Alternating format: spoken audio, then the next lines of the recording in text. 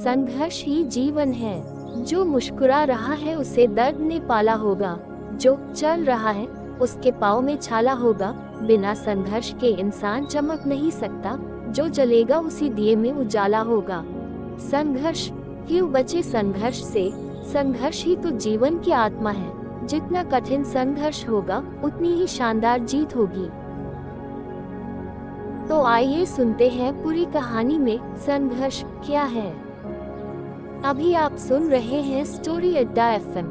यदि आप और भी मजेदार कहानियाँ सुनना चाहते हैं तो हमारे YouTube चैनल स्टोरी अड्डा FM को सब्सक्राइब कर ले।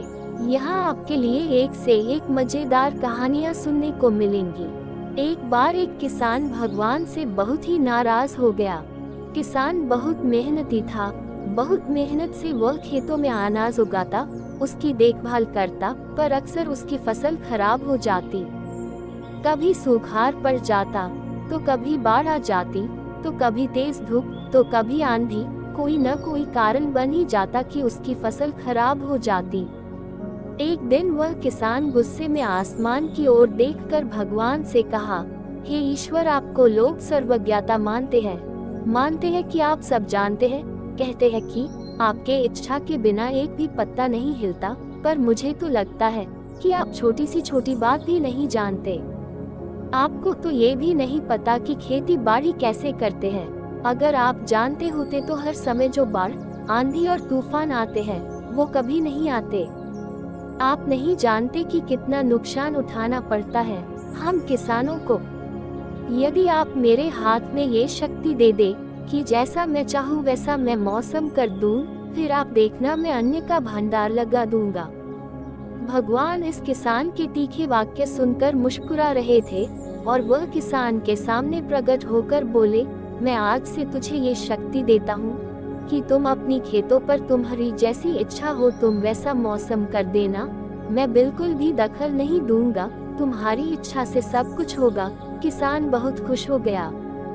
किसान ने गेहूं की फसल अपनी खेतों में बोई। जब उसे लगा कि खेतों को धूप चाहिए तो खेतों को धूप मिले, जब पानी बरसना चाहिए तभी पानी वर्षा, आंधी, तूफान, बाढ़ कुछ भी उसने अपने खेतों पर आने नहीं दिया। किसान के खेत में इस वर्ष ऐसी फसल हुई जैसी कभी नहीं हुई थी। हरी भरी लहलहाती फसल देखकर मन ही मन वह बहुत खुश हो गया और सोचने लगा, अब सबूत के साथ दिखाऊंगा भगवान को कि इसे कहते हैं शक्ति का सही उपयोग। ऐसी सफलता देखकर उन्हें अपनी नियम जरूर बदलने पड़ेंगे। कुछ दिन गुजरने के बाद फसल कटने को तैयार हो गए। किसान बहुत उत्सुकता के साथ फसल को काटने लगा, पर जैसे ही उसकी नजर गेहूं की बालियों पर गया तो उसने अपना सिर पीट लिया और वह रोने चिल्लाने लगा।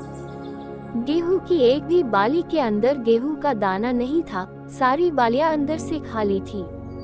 किसान बहुत दुखी हो गया।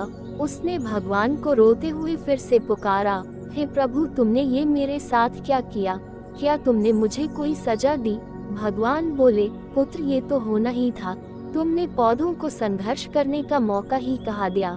न तो तुमने उन्हें आंधियों से जूझने दिया, न तेज बारिश से सहने दिया और न ही धूप में तपने दिया। एक भी चुनौती का सामना तुमने उन्हें करने ही नहीं दिया, इसीलिए सारे पौधे अंदर से खोखले रह गए।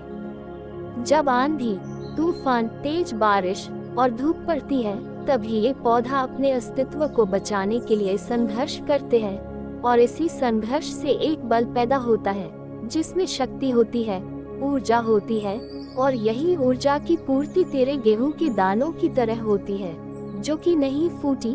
तूने उन्हें कठिन परिस्थितियों से गुजरने ही नहीं दिया जहां उनके अस्तित्व का जन्म होता। वही सारे बालियां इसीलिए खाली है, इसमें एक भी गेहूं का दाना इसलिए नहीं है क्योंकि तुमने अपने पौधों को संघर्ष कराया ही नहीं। याद रखिए, स्वर्ण में सवर्णीय आभा तभी आती है जब वह आग में तपने, गलने और हथौड़े से पीटने जैसे संघर्षों से गुजरता है।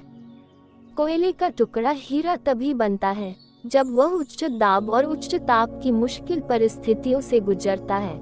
इसी तरह यदि हमारी जिंदगी में कोई संघर्ष ही ना हो, कोई चुनौती ही ना हो, तो हम भी गेहूं की बालियों की तरह खोखले रह जाएंगे, कोई अस्तित्व नहीं होगा हमारा। विपरीत परिस्थितियाँ, चुनौतियाँ, समस्याएं हमें और भी अधिक निखारती है।